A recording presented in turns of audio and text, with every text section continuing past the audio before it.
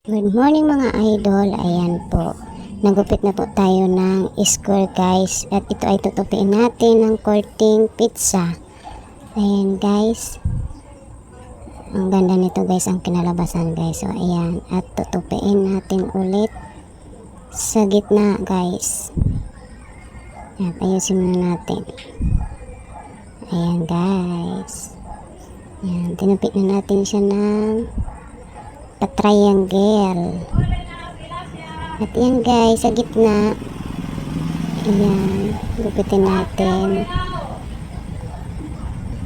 Ayan guys. Nagupit na natin. Ayan, at sa katabi lang din po natin gugupitin. Ayan, kailangan pantay guys. Tignan mo, ang ganda ng kalabasan nito guys. Inaya ko lang to guys sa aking pinanood. Ayan, ang ganda. Pwede pala itong gawin guys. Ayan, ilagay na natin sa hanger guys. Ayan na guys, mayroon agad tayong hanger. Ayan. Pwede to guys sa mga pambata guys. Pwede rin to sa